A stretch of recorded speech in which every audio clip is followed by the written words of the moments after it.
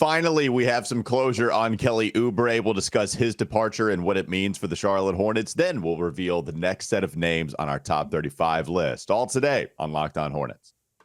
This is Shuman from Whittington, North Carolina. You are Locked On Hornets, your daily podcast on the Charlotte Hornets, part of the Locked On Podcast Network. Your team every day. In a minute, Cook. We live. Oh, that intro's different. Yeah. We're outsourcing our work now. Is that... Hey, listen, I have a baby. I don't know if I've told you. I don't know if you can notice by the fact that I've been sick like the entire month of August and September, but I have a baby, and that means that I get away with things, and it also means that I can outsource as much work as possible. That was Shuman, big fan of the show.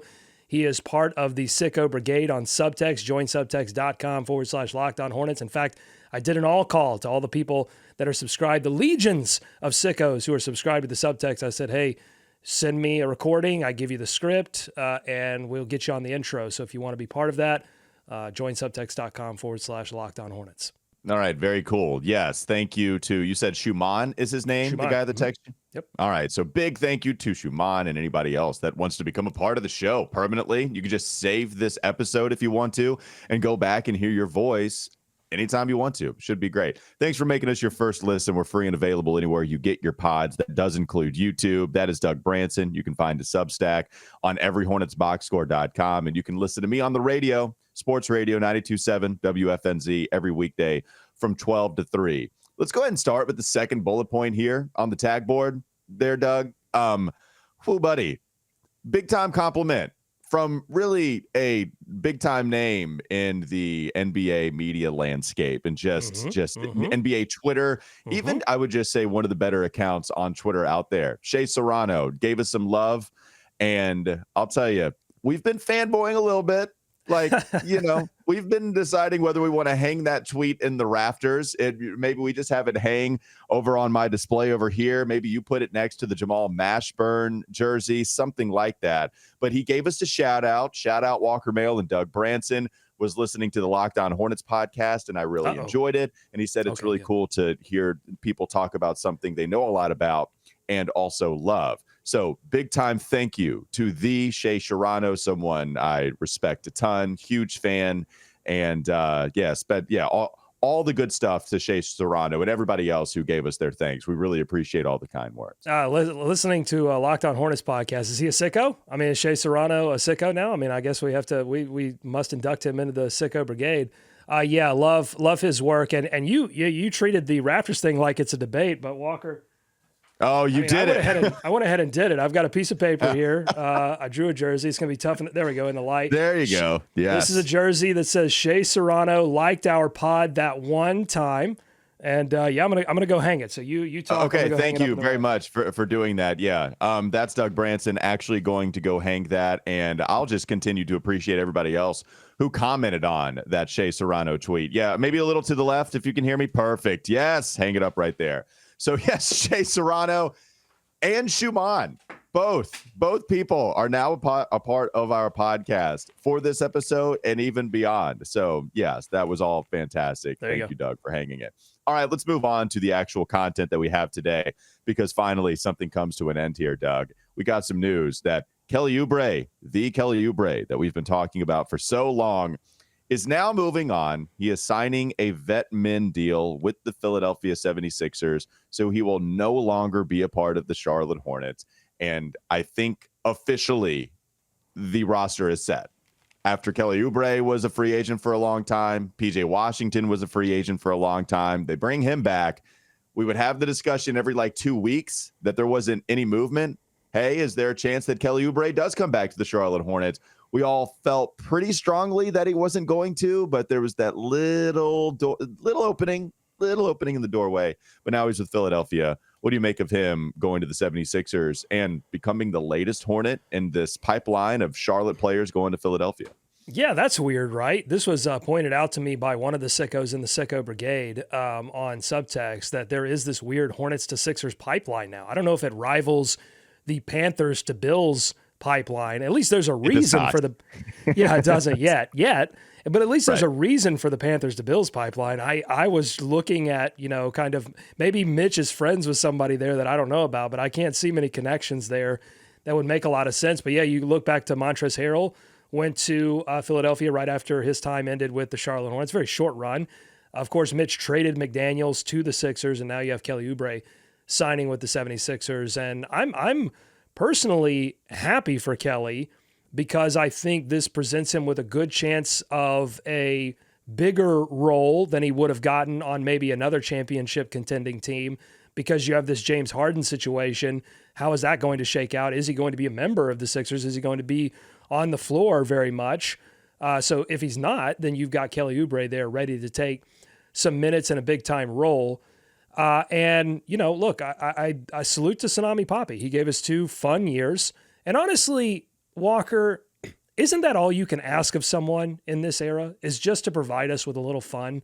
Provide the sickos with just a little bit of reason to get up in the morning and then watch the Hornets at night, right? I mean, that's what Kelly, to me, represented. Yes, there were flaws in his game. There's no doubt about that. He was not, he's not going to be your starting shooting guard on any kind of playoff team. But he was fun to watch. When he got it going, he was super fun to watch. No, Tsunami Wave turning into Tsunami Poppy, turning into Tsunami Father with the Charlotte Hornets was a lot of fun to see that transition, the beautiful butterfly that is Kelly Oubre. And we got to see quite a few fun moments from him. Really, especially in that first season, because we're looking at this past season where nothing went right. There were so many injuries. But if you go back to the first season with Kelly, you can go back to January 6th, 2022, not anything earlier, 2022, January 6th, let's be clear. Hits 9 3-pointers, 8 in the fourth quarter. Hold on. What else happened on January 6th? On 2022, I don't know. Kelly Oubre was the story. I don't know. Yeah. So, yes, the resurrection game for Kelly Oubre in 2022. You like that? Yes, the resurrection game for Kelly Oubre. Better than the other action. Better than the other action that happened on January 6th. He hit 9 3-pointers, and then he just caught fire in the fourth quarter, and he did this a couple of times. So hit 8 in the fourth. That would set a franchise record for any quarter, and it would tie a fourth quarter record by Michael Redd in 2002. Oh, so then you move on. Michael Redd, later, 2002 Bucks team. Ugh. Oh yeah, I know. Well, and that was, Michael Redd. I don't know if that was 2002, 2003, or if that was 2001, 2002. Anyhow, I just said any Bucks around that time just make me shudder. For sure. And then 20 days later, in the same month, you would see Kelly tie the franchise record with 10 3-pointers made, 39 points in that 158-126 victory in regulation against Indiana. And Doug, I was looking at a tweet that I put up that night. 158 points was the most in the NBA going back to Team LeBron scoring 170 in the All-Star game. It is an offensive explosion in your face. Kelly Oubre getting close to a 40-burger. So those are a couple of the big-time moments I'll remember from Kelly. And how did that make you feel as a diehard Indiana Pacers fan? Did that just break you? You do this to me. You try to do this to me. You try. You try, damn it. It was a lot of fun to watch 158 points, and Kelly Oubre, that was the thing. Even in that year, even if the second half had started to tail off, whew, buddy, that first half, flames. Kelly was shooting flames in the first half of that season. Well, and he does it in style, right? He's part of 3 other members of the 10 3-pointers made in a game club. Can you quickly name the other 3? In the 10, I'm going to go Steph Curry. Oh, no, I'm sorry. For the Hornets franchise. There are okay. 3 others. I was going to say, it had to be more than 3. Probably a lot. There's probably a lot of people that have done it in the NBA, but 3 for the Hornets.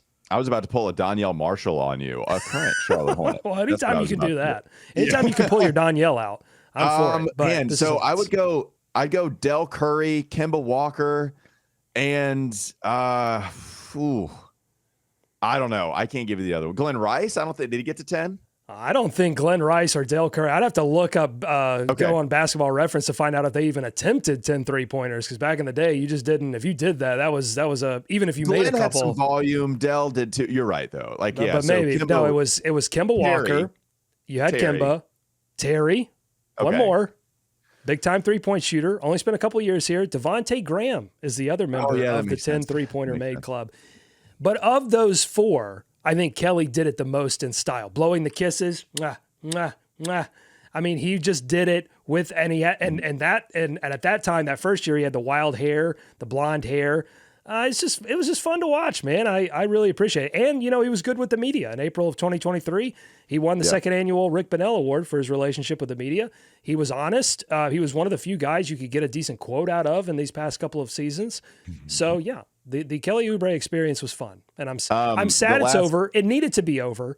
Okay, to be clear, I didn't think the Hornets should bring him back. I thought there was 0% chance he was coming back. I like that he wanted to come back. But he wasn't going, even if he beat those 0% odds, he wasn't coming back to the same role. It wasn't going to be 20 points per game scoring Kelly Oubre. He did that because there were injuries everywhere. They needed him to put the ball in the cup. But let's just say this. To the Kelly Oubre haters out there, it's not easy to score 20 points per game in the NBA. I don't care who you are, and I don't care what your opportunity is. Like, scoring 20 points a game in the NBA is a nice little feat. Just saying. No, it is. And the final 2 points that you have here in the rundown, Doug, you made 7 3-pointers in the overtime loss to Miami. And my personal favorite, the last one that you put in. I want this research, crack research, not me. This is a crack research team that's just off camera right here. Good job, guys. Yeah, no, fantastic job, because we praised him for what he did at the end of last season when there was zero hope. Everybody was injured and Kelly came in and really played hard. In the final 27 games as a Charlotte Hornet, he played all of them without dishing more than 2 assists in a single contest. 2 assists. Nope.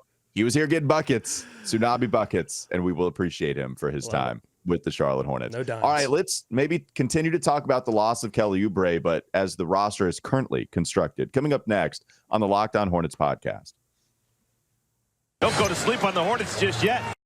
What does it mean for the leadership or lack thereof on this squad? How much is that going to impact the team next year and beyond? We'll get to that in just a moment. This episode is brought to you by FanDuel. You can snap into action this NFL season with FanDuel, America's #1 sports book. Right now, new customers get $200 in bonus bets guaranteed when you place a $5 bet. That's $200 in bonus bets, win or lose. And if you've been thinking about joining FanDuel, there's no better time to get in on the action. The app is so easy to use. There's a wide range of betting options, including spreads, player props, over-unders, even more than that. Visit FanDuel.com/lockedon, and you can kick off the NFL season with FanDuel. FanDuel, the official partner of the NFL. More Kelly Oubre talk, more Locked On Hornets coming up next. Is Locked On Hornets. Adam Silver had Ahmad Rashad up on stage, and he used his phone to body scan Ahmad Rashad, and then they inserted a digital version of Ahmad Rashad into the highlight. And so I'm looking at this and going, just fix my league pass. I don't want to be in a highlight. I would just like to actually watch the highlight without my application logging me out, freezing, dropping all of the time. Fix my league pass before you insert me in the game, please, and thank you. It's time for more of the Locked On Hornets podcast. So Walker, in the Shea Serrano tweet, he did not make clear which episode he actually tuned into. I don't know if he listened or watched. I don't know if he listened or watched to yesterday's episode or another episode. My question to you is, do you think that he caught the episode where I dressed as grandmama? Oh, I hope so. No, you would think there would be something more than what he said. You think there would be, okay, yeah, this Doug Branson guy, he dressed up in a grandmama costume and maybe would have even said he loved us more. Maybe. So at least that's what I'm hoping. Yeah, I hope he did listen to that episode. Or maybe I don't, because he would have given us more praise. I'm just appreciative.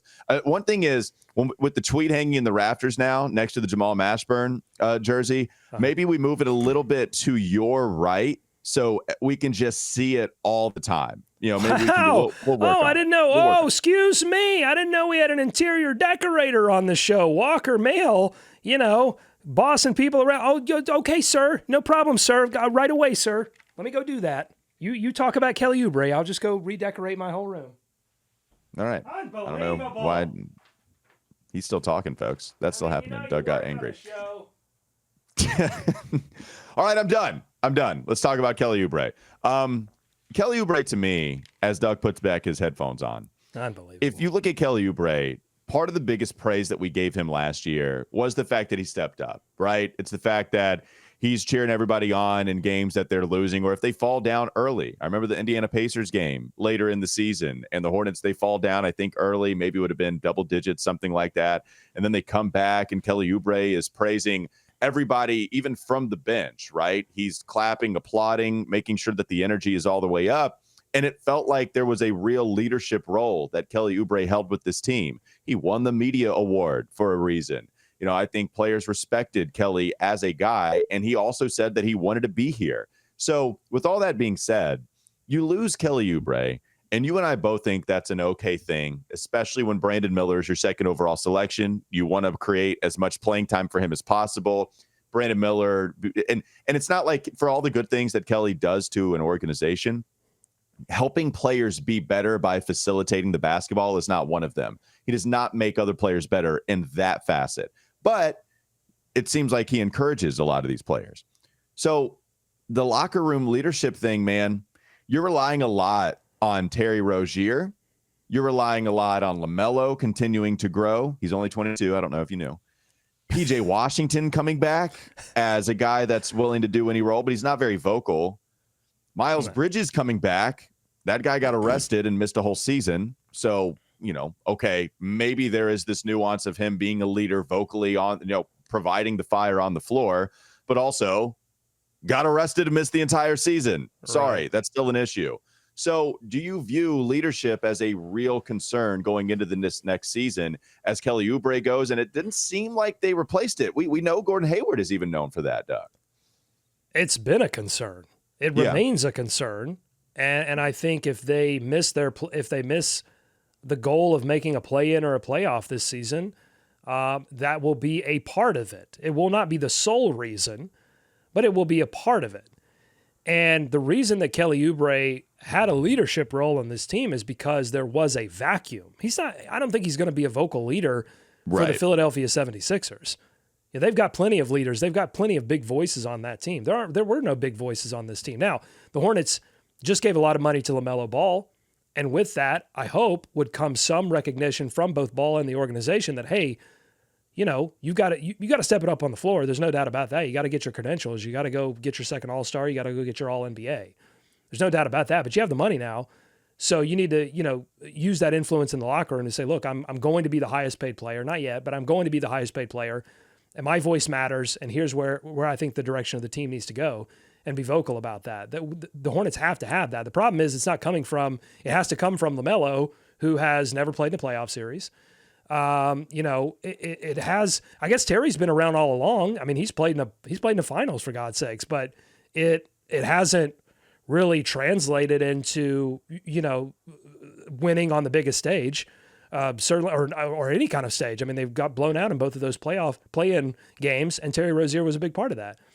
So, yeah, I mean, it's been a concern. It will continue to be a concern, and they'll miss that from Kelly, but they need it from guys that have actual big roles on the team. Kelly had sort of a false gold kind of a Pyrrhic role on this team, because of the injuries. He was asked to do a little bit more than he would have normally. They need the guys that are going to have the ball in their hands if everybody's healthy. They need those guys to step up and be leaders. Yeah, and plus it feels like we're in that transition of leadership possibly coming from some of these younger players, but we're in that middle ground where, okay, are they still a little too young? Are they ready to take on that responsibility? And we've talked about it a couple of times. When you are a young team, it's important to have veteran players that actually go out there on the floor. I mean, you can do the Bismack Biyombo thing, and I think he was really valuable to this team. But Biyombo on the floor didn't help a ton. Now he goes to Phoenix. We get he's been good with them. Chris Paul, all that stuff. But with Biyombo, he didn't play all that well, and so he didn't get a ton of playing time with the Charlotte Hornets. And now you're relying a lot on Gordon Hayward and Terry Rozier. And Gordon does the right things on the court, but not vocal at all.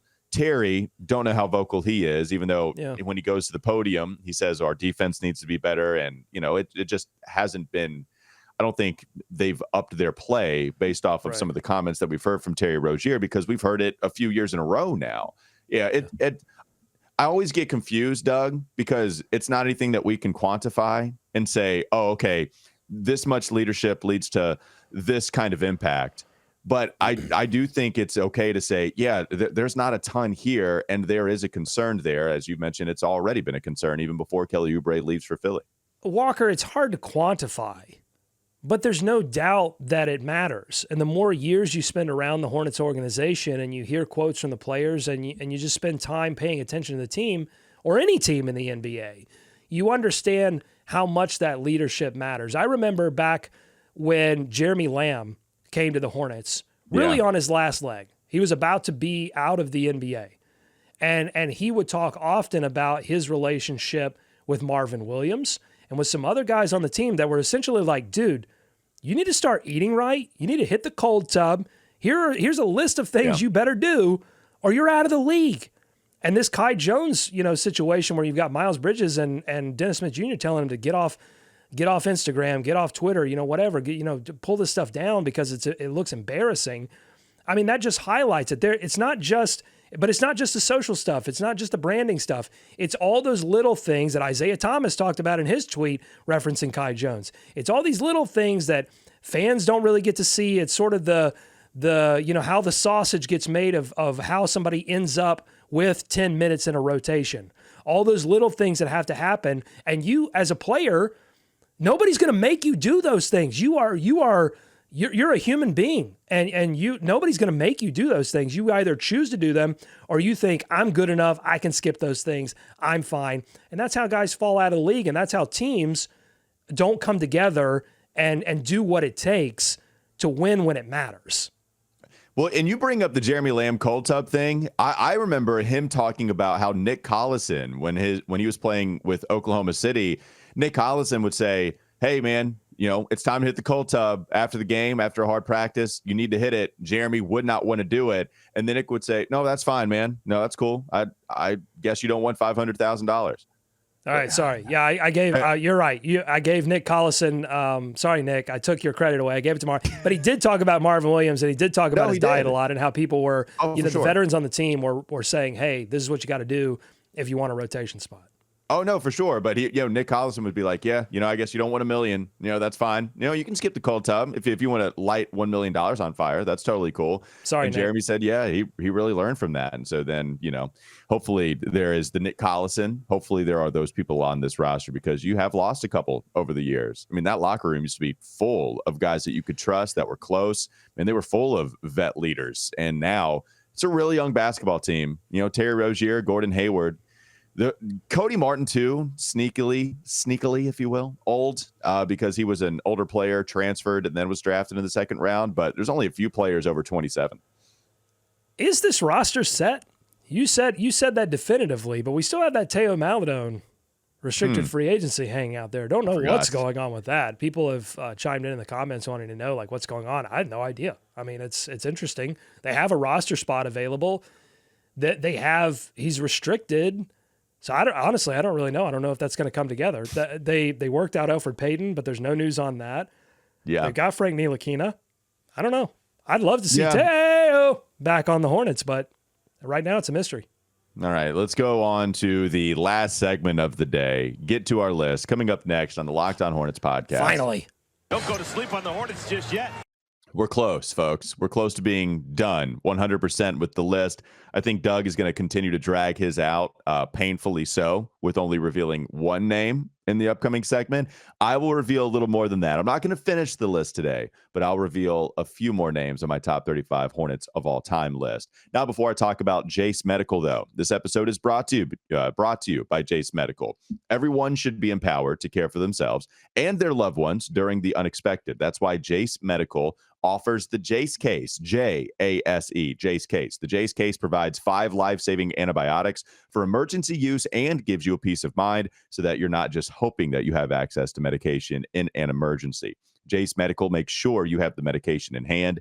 Jace Medical is simple. They handle everything from the online evaluation to licensed pharmacy medication delivery and ongoing consultation and care. Don't get caught unprepared. Save more than $360 by getting these life-saving antibiotics with Jace Medical Plus, an additional $20 off by using code LOCKEDON at checkout on jacemedical.com. That's J-A-S-E medical.com. Promo code LOCKEDON, jacemedical.com.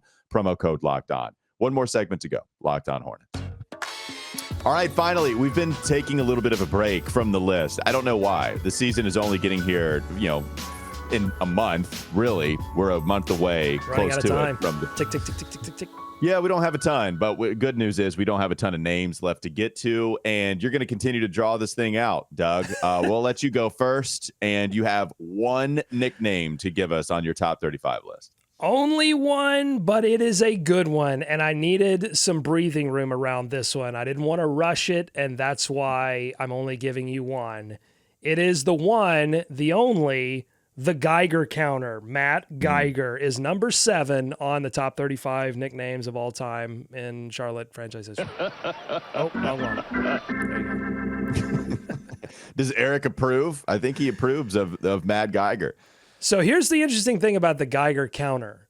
I feel like a lot of fans know this nickname. But when I went to do research for this, I was kind of, for all these names, I tried to do some background on the nickname to find out where it was from or whatever. But if you go to Basketball Reference and you pull up Matt Geiger, his nickname on there is Muldoon. It is not. Geiger counter is nowhere to be found. And I couldn't find it anywhere. Walker, I started to think I was going crazy. Mm-hmm. I know you've been thinking that a long time, but I started to think I was going crazy. I thought it was some kind of like Mandela effect thing where, everybody thinks that Sinbad was, in a genie movie, but he wasn't. Everybody just thinks that for some reason. So I was starting to think I was going crazy until I found a 1995 edition of the Charlotte Observer, dug into the archives, and I found a little blurb about Matt Geiger when he joined the team. This was fresh off the trade that sent Alonzo Mourning to the Heat. And in return, Matt Geiger was a piece of that trade. Of course, Glenn Rice was the big name that came over, but Matt Geiger was a piece of the trade. And in that little blurb is a stat cutout, and in it says Geiger counter.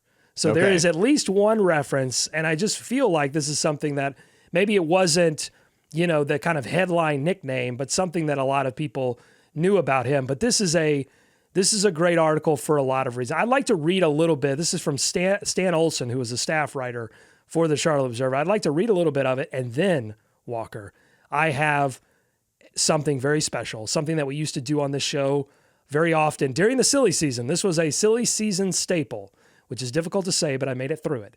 Mm-hmm. This is I have a Matt Geiger fact of the day. How excited are you for that? Very excited. I remember, shout out to Steve Bob, creating an intro for this that we played, and it was completely ridiculous. I believe it was behind the Drake instrumental song that was popular at the time. So I'm just going to imagine that in my head while you give us the Matt Geiger fact of the day. Okay. Would you like the blurb first or the fact first? Fact. Do you want your vegetables or do you want your dessert first? No, I'm going to keep it traditional. Give me the vegetable first. Okay, good. All right, here's the blurb. First of all, Matt Geiger, who came to Charlotte from Miami in Friday's Alonzo Mourning trade, is not a thug. You might have wondered about that. It's important. You might have wondered about that since he looks the part with the goatee and shaved head, anchored atop 243 pounds of muscle. And you couldn't help but notice that when Shaquille O'Neal injured his thumb recently, it was Matt Geiger he bumped into. The bottom line on Geiger is this. I love that part. Yeah, even Shaq met his match with the Geiger counter. I love this old, just old Observer writing. The bottom line on Geiger is this. He is simply doing what he must to hold on to a place in the NBA, and that is push and shove and just generally make a nuisance of himself inside. So there's your Matt Geiger blurb. Now for the fact of the day. There's a lot of great facts of the day. Just look at Matt Geiger's Wikipedia page if you want to go down some rabbit holes. But here we go. Did you know, this is from the Charlotte Observer, did you know the Heat, the Miami Heat, didn't allow its cheerleaders to date players? So Matt Geiger's twin brother, Mark, pretended to date one of the women when in reality, Matt was dating her. Mark, his fraternal twin, is 6'7". That's a double dose of facts of the day. You've got a twin brother. Matt Geiger had a fraternal twin brother, and you've got a little Freaky Friday or Parent Trap twin swap. Yeah. It's a little bit weird, especially coming off of the Markieff, Marcus, and the Morris twins thing that was going on out there. But it seems like they were just trying to hide this. So I guess that's, I don't know. I'm like pretty sure. territory. Now, I can't confirm, but I'm pretty sure, all the cheerleader involved knew what was going on.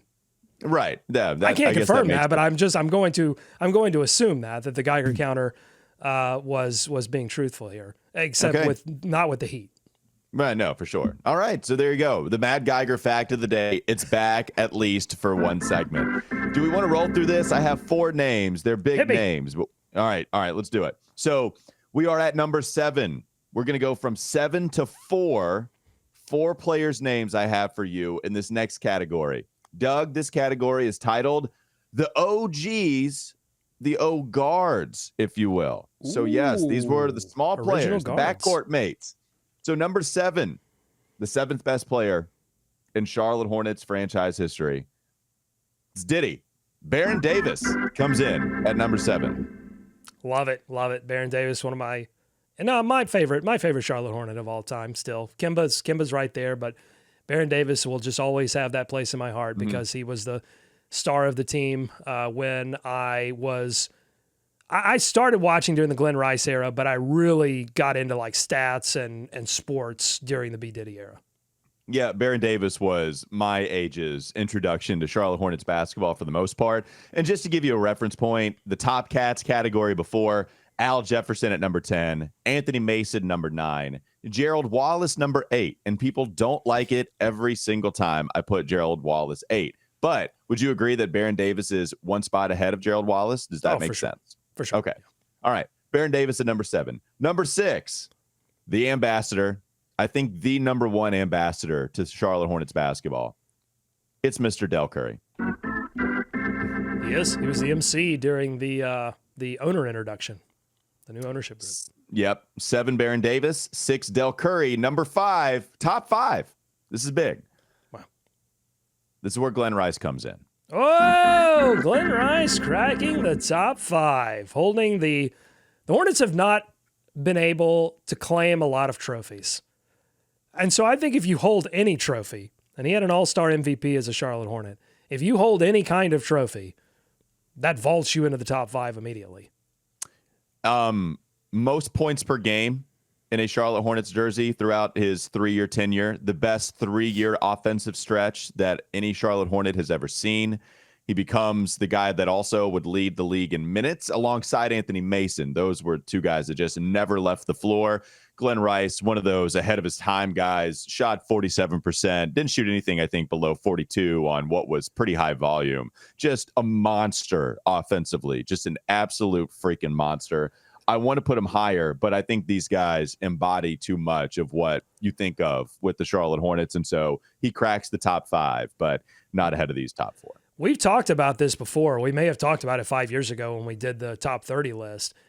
But if you go back and look at the minutes played between Glenn Rice and Anthony Mason during the season that they both made an All-NBA team, it is nuts. Like, I mean, they were just button mashing Mace and Glenn Rice, and these were guys that weren't just standing around. You know, I mean, there was Glenn Rice was moving around a lot to get open from 3, and Mace was handling the ball. He was banging down low. It's incredible how much they relied on those 2 players, and one wonders if they could have had a little bit more playoff success had they not had to rely so much on those 2 players. Well, and my last thing about Glenn Rice, I love talking about Glenn. That guy, his 3-year stretch was so fun. So if you go to the 3-point field goal percentage leaders in Charlotte Hornets history, okay, Glenn Rice is on the list.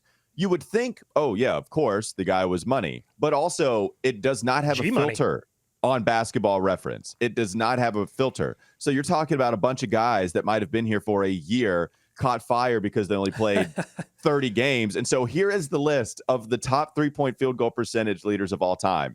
Troy Daniels, number 1 at 48%. Tony Delk, number 2 at 47. Delk. Glenn Rice is 3, the only one in the top 5 with real volume. Walter Erman, number 4. Oh, Fabio. The names are fantastic. Anthony Goldwire, number 5. Man, love Goldwire. Anthony Tolliver, number 6. Oh, listen, tall over it. I love Jason Anthony Tolliver. Capono, number 7. Jason Richardson, 8. Dell Curry, 9. So finally some guys that provided a little something. And Eddie Johnson, the only one below 40 on this list, number 10. All right, just wanted to say Dell Curry 3rd, despite the small sample size. If you made a bucket, you're on this list. Okay, last one in the Steady OG Eddie. category. Eddie Johnson. Eddie Johnson, by the way, just got to get this in. Steady Eddie. That was his nickname. Love that. That was on my honorable mentions, by the way. Steady Eddie. Eddie Johnson. It's a good one. Number 4, Mugsy Bogues. He closed out the OGs. OG list, Baron Davis 7, Dell Curry 6, Glenn Rice 5, Mugsy Bogues 4. Mugsy's the tough one because Mugsy was not a phenomenal player. He does not have an all-star to his name. He is not holding up any hardware like Glenn Rice is, but he stayed for a long time. This is one where people still love Mugsy. Probably, I would say, Doug, the second biggest ambassador for the franchise. They call on Mugsy a lot. Dell is calling games. He's the MC, as you mentioned. I think Dell's pretty clearly number 1. But I would say Mugsy's number 2. Here's what frustrates me with Mugsy. It's the last time I did this list, and I think I'll probably hear some comments on it this time. They'll act like Mugsy was a scrub. Oh, the only reason that Mugsy was out there is that he's a novelty. He's 5'3". That's the only reason you love him. Okay, but this is the comment I'm preparing for, and I hope I'm wrong. But we got it in 2018 when I did this. It's like, oh, yeah, the only reason that he's in the top 5 is that Mugsy Bogues played a long time and he was short. And people wear his jersey. Who cares? Well, one, I think that does matter. But also defensively, you put the ball on the ground in front of him, odds are that he was going to take it from you and go the other way. Was a brute, okay? He was 5'3", but also just pure muscle. I just hope I don't get Mugsy wasn't even that great of a ball player. Pretty damn good point guard. Well, and lasted in the league for a reason. Well, let me give those haters a couple of facts. Fact number 1 is that when you're that small, there's every reason not to play you. So if you play, you are playing in spite of the fact that you're going to give something up because of your height. You make up for it in so many other different areas, and that's what Mugsy did with all the things that you just mentioned. Number 2, the Charlotte Hornets were selling out the building every single night during his era.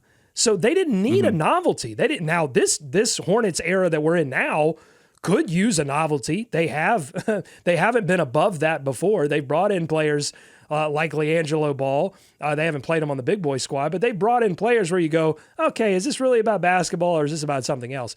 But that team then with Mugsy, that team wanted to win ball games, and they did. They won a lot of basketball games with Mugsy in tow. And here's the third thing. If you go back and listen to interviews with LJ, with Zoe, with any of those teams where Mugsy was involved, Mugsy, unfortunately, as his career went on with the Hornets, was hurt a lot. And you would hear interviews where LJ would basically blame playoff losses on the fact that they didn't have Mugsy. He didn't have to say that. He didn't have to say that. He said that for a reason because Mugsy was super important to that team, not because he was a novelty, but because he was a baller. So there you go, dropping some straight facts on people. No, I'm glad. I wanted all that energy because I feel the same way. And, top 5 in made field goals in franchise history, second in games behind Dell Curry, second in minutes behind Kemba Walker. Just if you look at the all-time leader categories, Mugsy's all the way up there. So, yeah, big shouts to Mugsy, and that'll do it for this edition of Locked On Hornets. Thank you, Shea Serrano, for listening. Thanks to everybody else for listening as well. We appreciate you making us your first listen. Now make your second listen, especially during the season. Game-to-game NBA, every moment, every top performance, every result. Locked On Podcast Network has you covered, and it is the only content that we can deliver as far as a daily podcast, giving you every update on all of the games taking place within the NBA. Thanks again to Doug. Where can they catch you? And it seems like you have one final thought before we end it today. Oh, no final thought. I do want to say that you can catch me on everyhornetsboxscore.com. We're going to get the game notes going for the preseason, which is fast approaching. And you can join Subtext, joinsubtext.com/LockedOnHornets, 14-day free trial, and you get 1v1 access. I tweeted out the Kelly Oubre news as soon as it hit and had some good conversations with the official Sicko Brigade members. So join subtext.com/LockedOnHornets, and let's have some fun. All right. Thanks to Shuman as well for helping us out with the intro. Remember, you can also send in some of the intros, I believe, to you, Doug, on Subtext.